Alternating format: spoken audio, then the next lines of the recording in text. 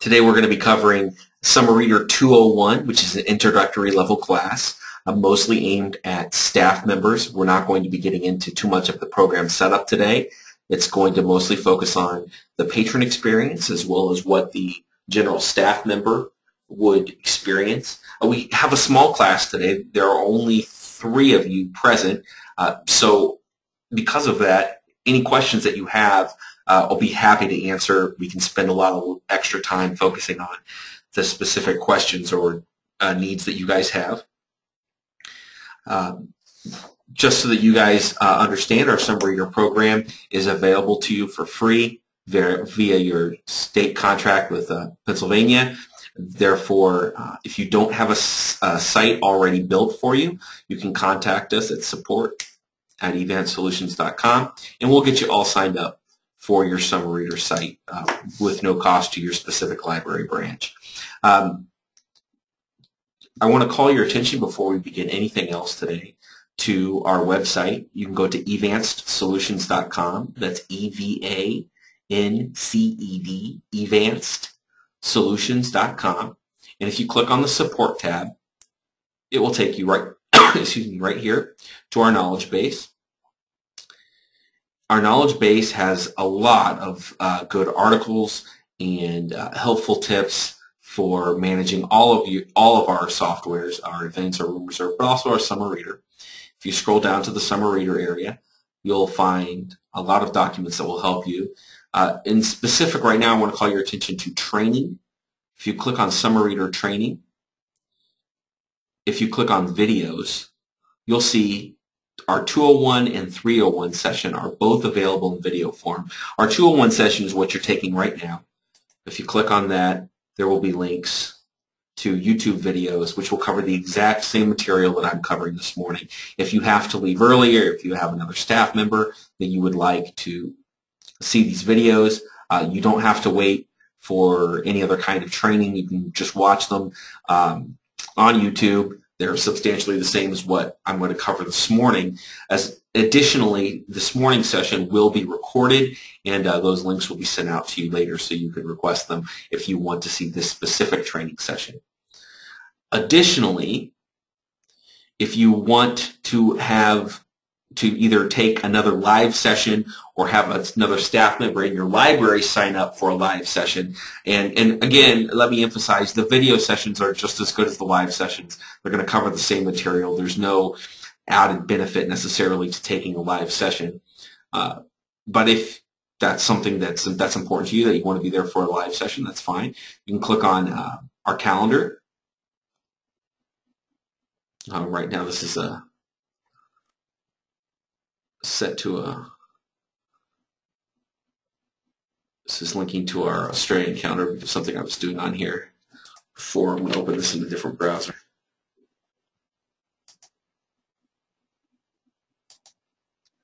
Apologize for that. I was doing some work on our Australian calendar. I'll talk about Australia in a second and why it's relevant that we help it. And there we go. This is our U.S. calendar.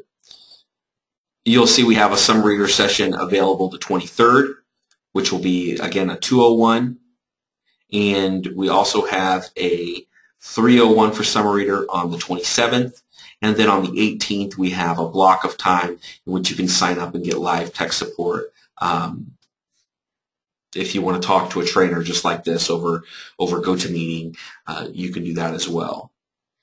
And again, you can find all of the links to webinars, training, videos at evantsolutions.com/support, or click the support tab, kb.evants.info. All of those are great ways, and they all take you to the same place, and that's right here. Again, to see those videos, Summer Reader training videos. There you go. There will be additional Summer Reader training specifically designed for Pennsylvania. That next session will be coming up here on the 12th at 10:30 in the morning. We'll have a session for Pennsylvania for veteran users of our Summer Reader program. So you can feel free to sign up for that, although it looks like most of you seem to be new users. If you're interested in our 301 training, if you don't want to wait for the next training, again, you can click on the videos, SummerReader training, videos, and session 301. We'll cover the 301. So you can watch the videos now. You don't have to actually wait for our next training session.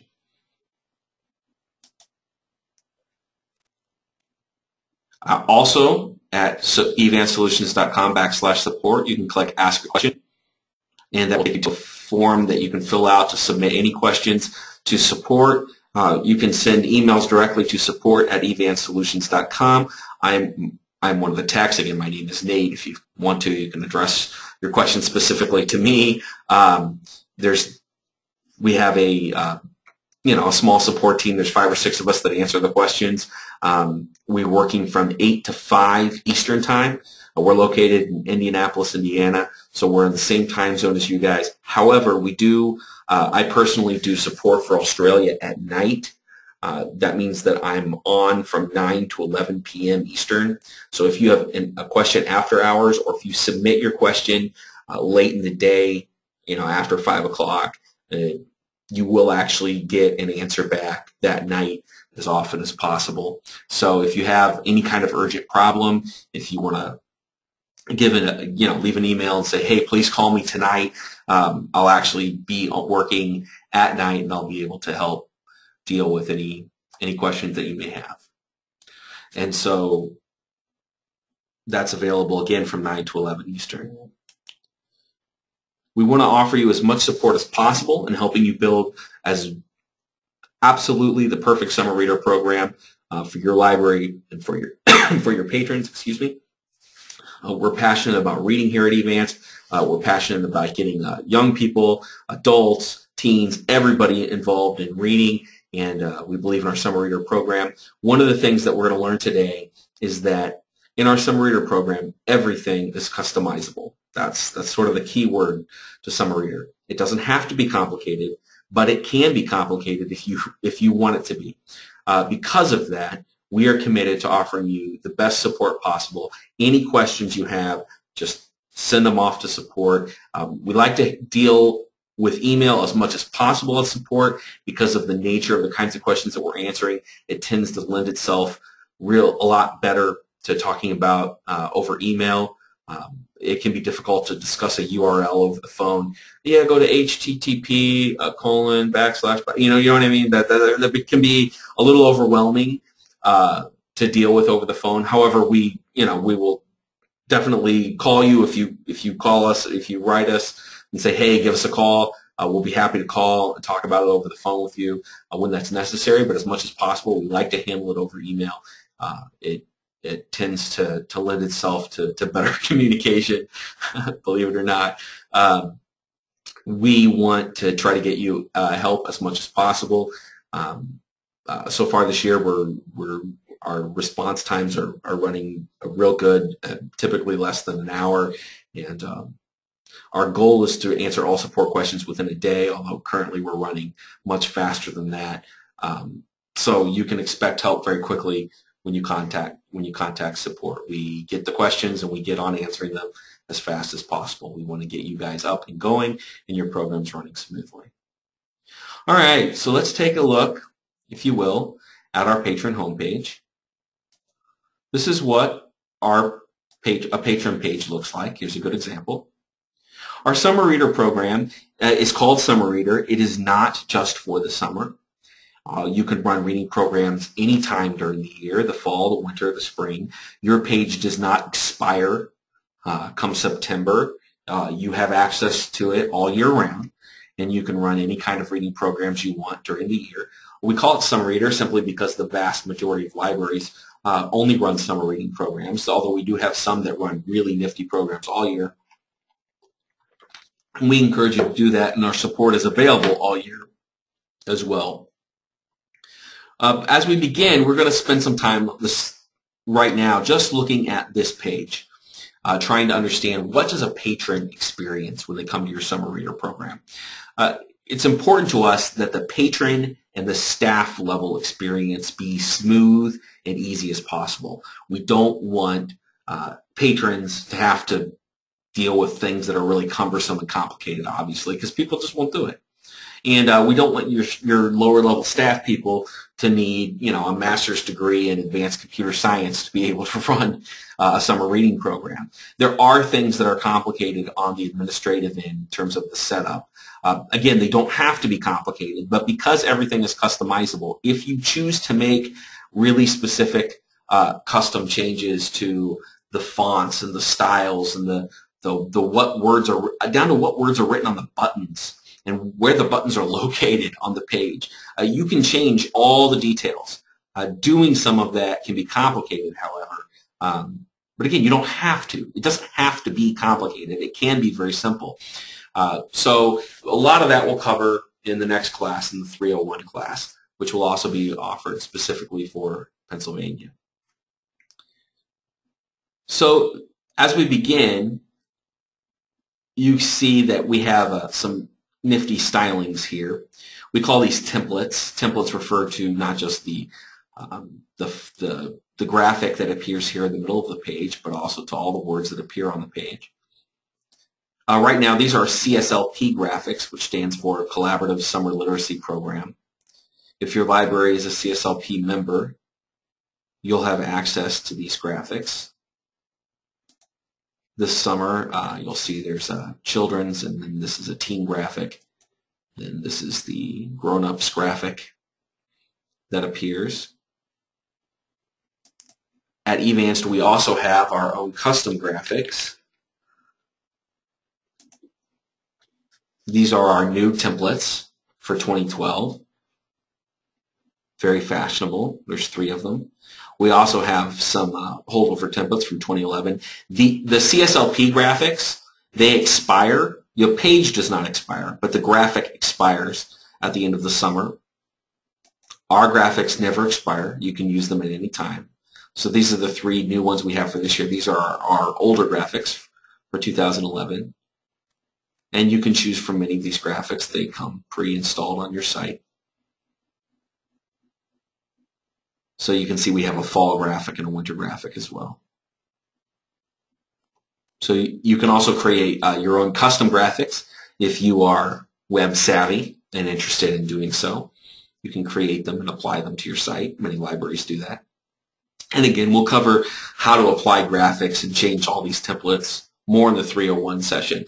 But for now, I just want you to see how you can create a nice experience for your patrons. All of the words on this page, the titles, everything is customizable. You can change any of the language if you want to. But again, you don't have to. We have default language, which works fine. But if you have things that you want to add in. As we move through the page, if you have our events software, you can easily import an XML feed from our events software into your Summer Reader program. The URL will populate with events specific to the program that you're doing. So if you have a children's program, you can create a feed that will just populate children's events, which can obviously be a great way to cross-promote things that are going on in your library. Or if you have events specific to your summer reading program, you can populate those as well. As we move down the page, you have the option of doing what we call cool links. Again, you don't have to call it cool links. You can call it anything you like. And these links can be a library of useful resources. They can be set. Each program can have the same links. Each program can have different links. If you're doing a children's program and you put together a really nice list of kid-friendly educational links, it can add some utility to your page. And as parents are signing their kids up and they see these links, it gives them something to talk about with their friends. Oh, hey, I found these great links and they're on my library summer reading page. And so it can help drive traffic to your program. In just a second here, we'll talk about how patrons sign up for the program. We'll skip that for now and move on through the important messages. If you want to add messages to the page, you can do so. And you can change them and keep them up to date. You can also choose to have patrons do reviews. Again, they don't have to. Nothing on this page is mandatory. Everything can be shut off. But if you want to allow patrons to review books, and if you have a Novelist Select, sorry, clicked on that link. If you have a Novelist Select system or something like that, you can use it to populate book jackets and get URL information about books as well. So there's a variety of things that patrons can do on this home page before they even log in. This is a useful page. It's got book reviews and events and links.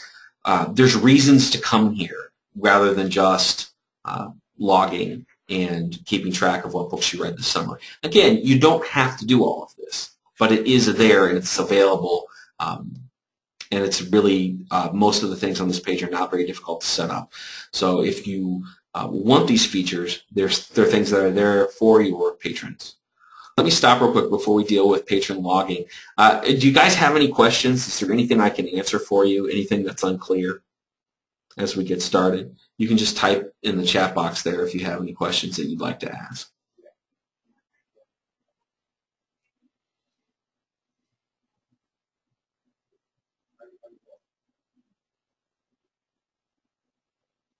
And please feel free to ask at any time. You don't have to wait for these breaks, but I like to try to give you guys a chance to just respond or let me know if there's anything that you need me to cover that I haven't said so far.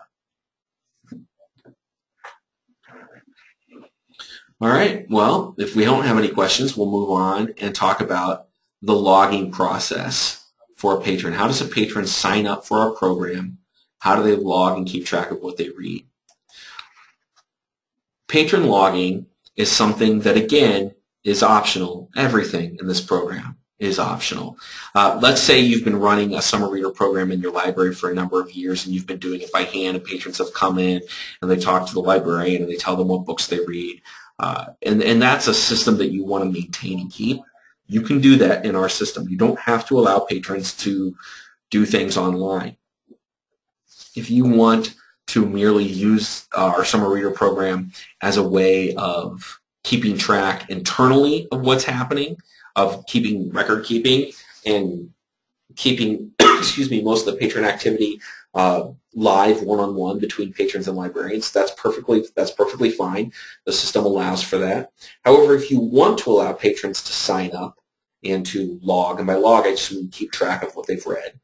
If you want to allow patrons to sign up and keep track of what they've read online, you can do that. And that's a great way to save, a lot of time if that's something that's important to you. You'll see when a patron comes here, they can just click on a button that says Sign Me Up.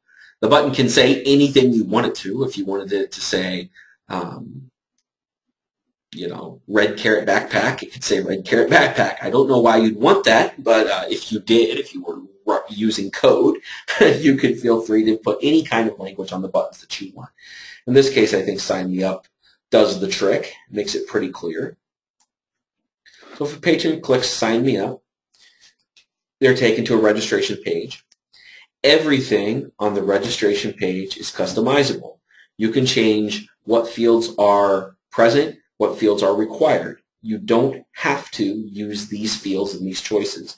You can pick pretty much anything you want. If you want to allow patrons to register year after year using the same program, you can do that as well using the Sign Up Before button.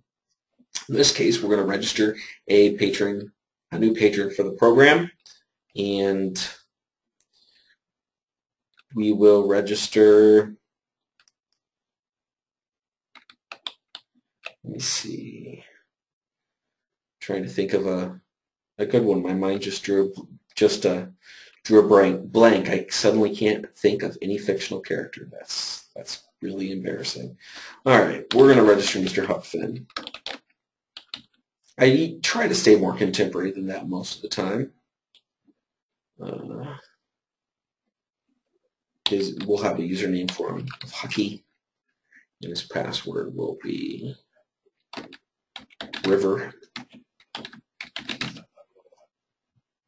And we'll say Huck's 4 years old. You'll see the patron then gets a message. He's been successfully registered for the program, and there's his username and password. Registration can be complicated if you want it to be complicated. It can be, a long, form of question after question. It doesn't have to be. It can be as simple as what's your name and what's your username and password. You don't even have to use username and passwords. If you want to turn on library card authentication, you can. And that would allow patrons to just register with their library card number. And they wouldn't need anything else because the system would connect to your ILS system. So when Huck logs in, you'll see it changes the title of the homepage to Huck Finn homepage. It gives him a message, a prize message in this case. This program is set up to have a prize awarded to someone who's right when they register. You don't have to do prizes, but if you want to, you can. You see it keeps a track of his patron, his program goal at the bottom, gives all of his stats here. So all kinds of good information shows up right away when the patron registers. Let me talk for a second about different ways that patrons can register. This was an example of individual registration. So we just had one person and he registered by himself. You can have group registration in which you're not tracking the individual's performance, but rather the group performance. So if you wanted to register a class, if you were doing a school competition, you wanted to register Mrs. Wingbottom's 4th grade class, you could register that. And then when when anyone from the class logged in, they would not be counting their own individual reading. They would just be counting towards the class total. So you can do group registration. You can also do what we call family registration. Family registration is different than group registration. Family registration tracks each member of the family independently, like an individual, but it only creates one username and password for the whole family. So this is great for parents with small kids. My kids are 7, 5, and 3. So if we were going to go and sign up for our library summer reading program, they had family registration, my wife could sign up for one account, remember one username and password, and under that she could create sub-accounts for my daughter Elizabeth, for my son Scott, for my daughter Luce. We could sign all 3 kids up, and my wife, Deb, would only have to remember one set of passwords, as opposed to if we did individual registration only, she'd have to remember probably Ellie's username and password, Scott's username and password, Lucy's username and password. That's just a lot of username and passwords for a mom with small kids. But this way, with family registration, she can register herself and set up sub-accounts. And that is a big time saver for parents. So if you're doing a reading program for younger kids, strongly recommend family registration. And we'll talk about how to set family registration up more in the 301 class. But just so you know that that's a possibility, and that can save parents just a ton of headaches. And they can use it for teens, for middle schoolers, for whatever age group they want. But it's especially appropriate for younger kids that aren't going to remember their own username and password, and probably aren't necessarily logging in to record their own reading. So just be aware that that is something that's a possibility. Okay, so we have Huck Finn here, and he's signed into his homepage. He's got his little prize message going. Let's see what the logging experience is like for the patron. Much like registration, logging can be as simple or complicated as you want it to be. Logging can be as simple as a question: how many books did you read? The program gives you the ability to create any kind of logging type that you want. The most common ones are minutes, pages, books. How many pages did you read? How many books did you read? How many minutes did you read for? However, you can create all kinds of custom logging types. If you don't want kids just to read Harry Potter books all summer, you want to make them read different authors, you can say how many. You could do a logging type of authors. So how many authors did you read? It doesn't matter if you read, in a teen program, a teen could read 5 Stephen King books, but they only count as one because they only read one author. So there's all kinds of different ways that you can keep track of logging. Some libraries like to do 5-book groups or 20-minute blocks. They want kids to read 20 minutes a day. So they don't ask, how many minutes did you read? They say, how many 20-minute blocks did you read for?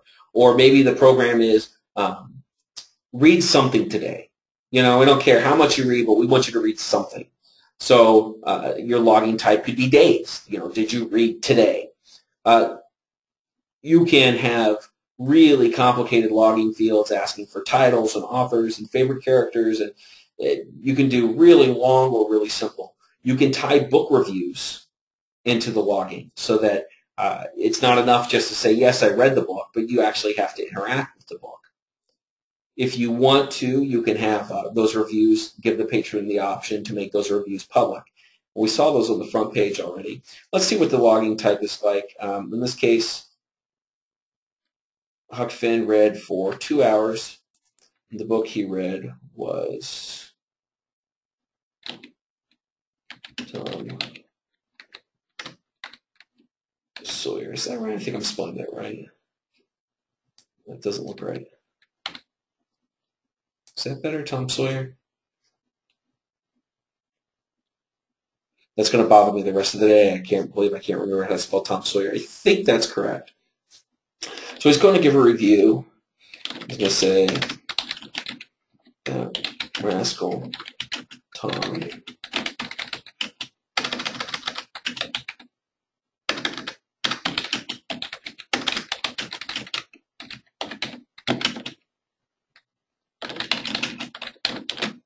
So Huck can enter any kind of review that he wants. If you want to populate with a book jacket, you can use ISBN numbers. A lot of times libraries will put this in as a field, make it not required, and then if a patron writes a particularly good review, they will go back in, the librarian will go back in and add an ISBN number to make the book jacket appear on the front page. That's an option that you have. Personally, I think it's probably a little demanding of patrons to ask them to go find the ISBN numbers of books. That's maybe not realistic, especially for a younger kids reading program. But it's certainly an option that's there that you can do if you want to put the time in of going in and looking up ISBN numbers for books. And then the patron has the option to make the review public. We'll talk a little bit more about reviews here in just a second. So Tom saved his review. You'll see it shows up here. If he wants to edit it, he can. And we'll click back. So now his program goal as progress has shown up. He's up to 4% now. And he's got some updated statistics. Let's take a look at reviews. This program has what we call review moderation turned on. We'll click View All Reviews. These are all the reviews. The option when doing these to turn mediation or moderation on for reviews. That means that until you approve it, the review does not become public. Now here in the second part of this class, we're going to cover how to moderate, how to mediate reviews. But in this case, it's turned on, so the new review will not show up until the librarian approves it. You can also turn commenting on for reviews. So we'll look at comments for this on this review. Patrons can interact with one another, and if you want, you can flag them for being offensive. The patron then can add his own comment.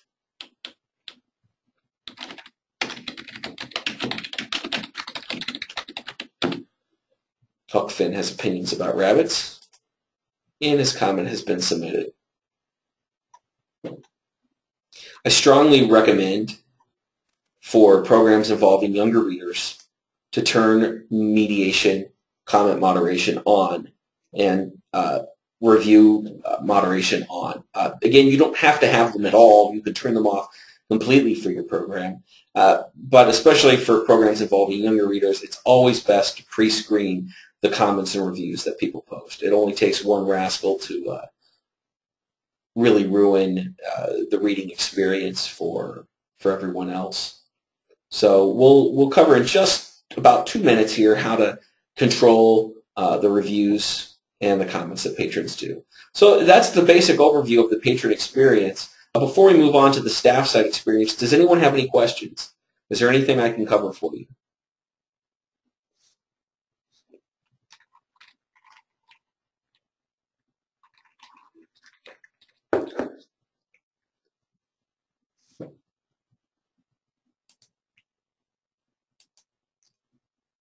feel free to type in the chat box if you have any questions about anything at all. I'm going to go ahead and move on. And if you have questions, just please feel free to ask them. So this is the Summer Reader staff homepage. Right now I'm logged in with an administrative password. So if there are some things on your screen that don't appear, for instance, these wrenches by the programs give me the ability to set up and edit programs. If you're not an administrative level user, you will not see this wrench icon here. So right away on the page, there's some things that we can see, and I'm going to refresh this page real quick. First of all, we can see that we've been given a message that a comment has been reported as offensive. It shows up big and bold. Uh-oh, someone's offended by something. So right away we're taken to what the comment is. Oh, it says it was a good book and he enjoyed it. So there's nothing wrong with that comment. We can click Edit and then choose to accept, deny, or delete the comment. The difference between denying a comment and deleting a comment is important. Denying a comment means that it's no longer published, you're suppressing it, but you're not deleting the record of it.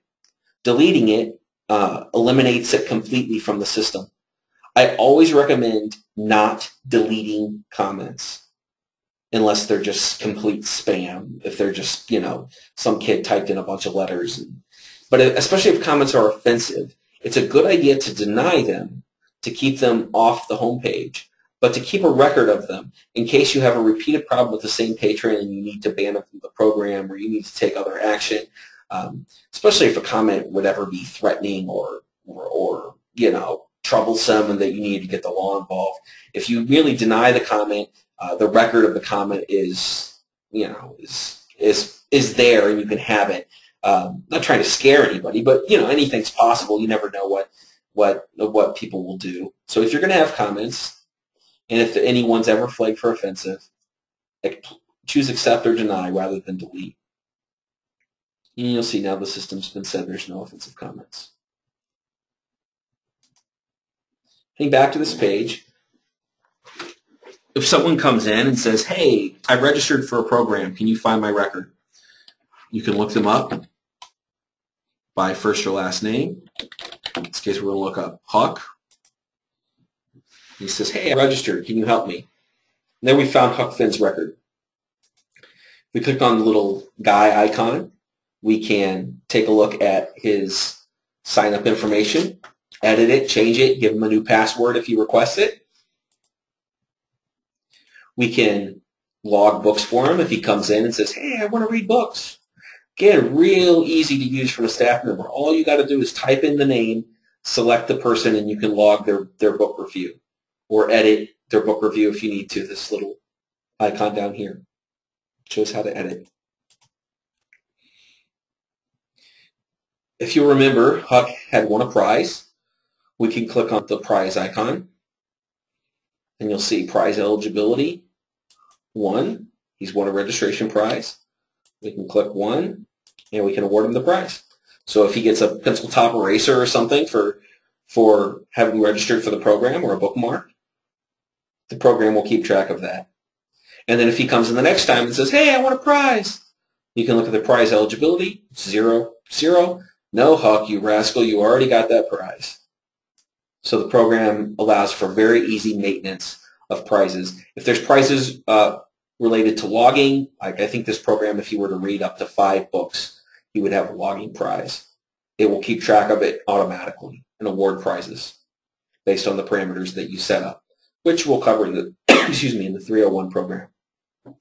If Huck decides that he's in the wrong reading program, that he meant to be maybe in the next program higher, you click the little suitcase and you can transfer his record to a different program. So it's very, very easy by typing in a name to help patron, to log things for them, to register them for a program. If a patron comes in and says, hey, I would like to register for a program, and you've got 4 programs here, just, choose the right program based on, how old they are or whatever. Click the name of the program, and there's a register patron button. And you can sign a new patron up for a program.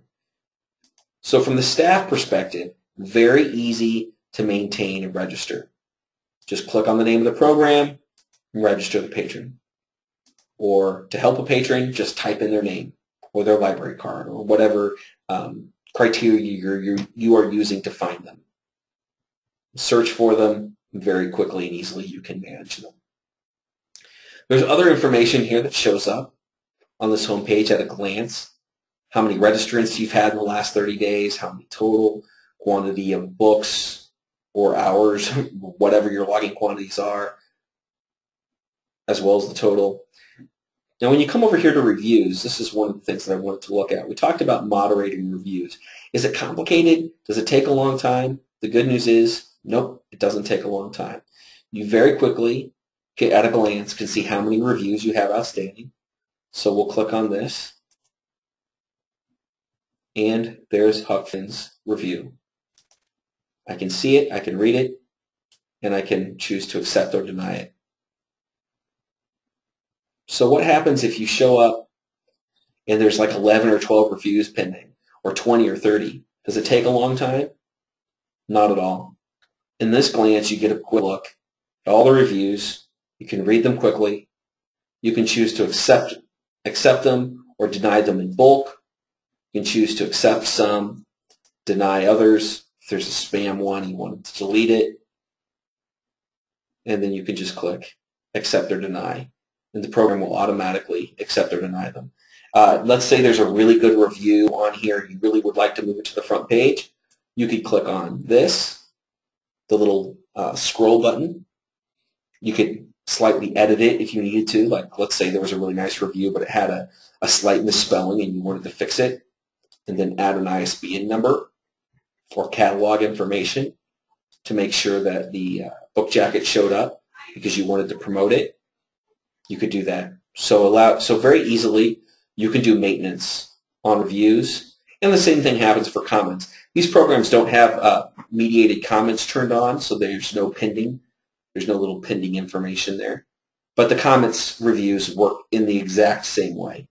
You would get a little notification saying that there's pending reviews or comments, and you could click on it and very quickly and easily update your comments and your reviews so that they'll populate on the page. All right. Before we cover the last thing, which is our random drawing feature, are there any questions? You guys have any questions at all about comment moderation, reviews, registering patrons, any of the things that you would want to do from the staff side in terms of daily maintenance and running of the program?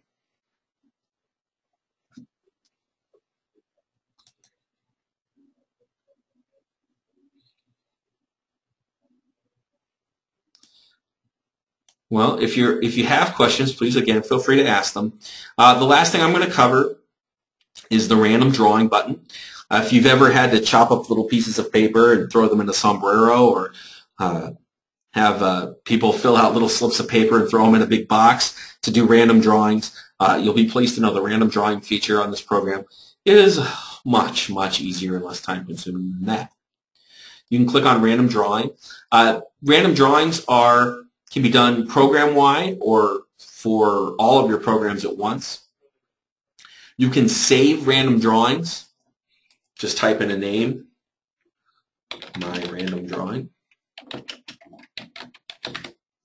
then click Save, and that information will save and will create a template so that you could run the same drawing. Let's say there's a weekly random drawing.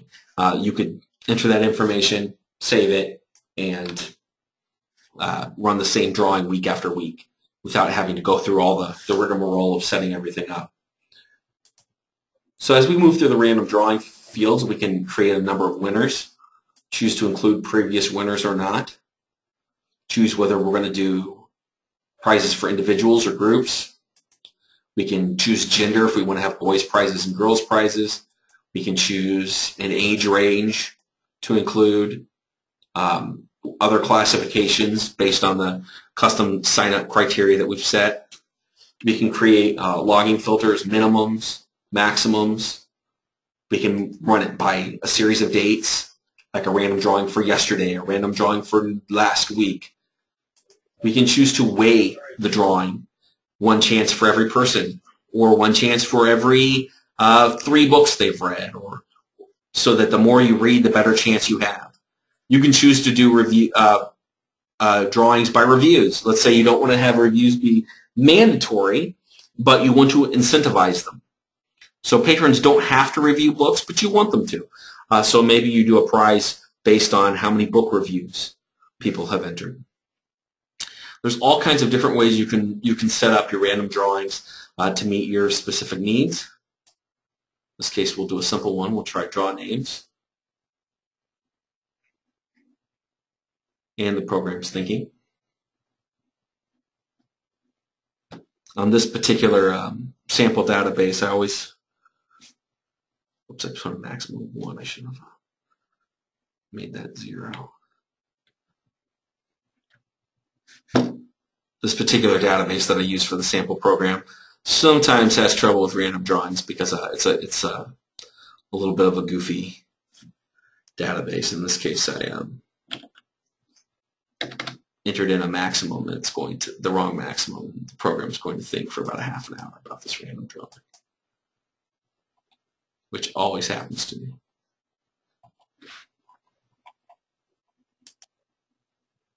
The more complicated the random drawing parameters, the longer the system takes. And I usually like to run really simple ones for sake of training, so they don't have to wait for 3 or 4 minutes while it goes through.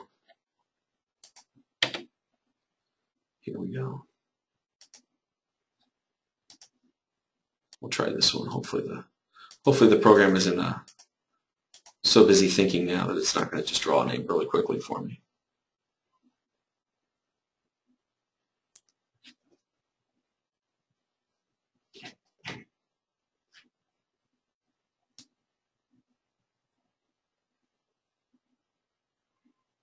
Unfortunately, I fudged it up by making it think. Now the server's still thinking about the last random drawing session that I ran. I apologize. This happens almost every time that I run a random drawing on this particular database. Because it's a test database, we have a lot of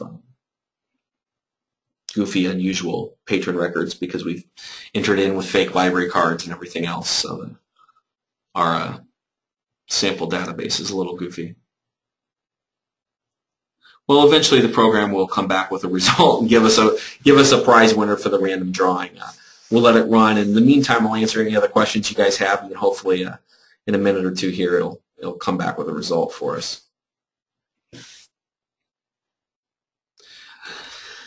So those are the major things with our Summer Reader program for our 201 introductory level class. Again, if you go to evansolutions.com/support, you'll be able to find our training videos. If you want to move on and take the 301 videos and just watch those even before it's time, please feel free to do so.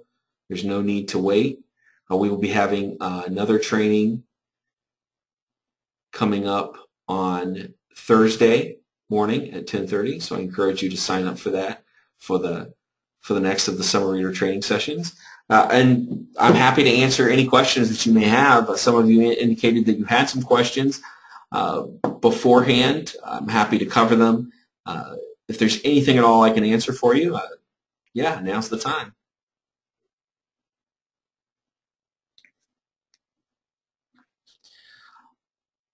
This recording will be uploaded, and I will be passing out the links to them later on this afternoon. I'll be sending it out, and those will be distributed. So if you have any questions, please ask them, and you'll be able to rewatch this training or pass it out to other people in your library as is applicable.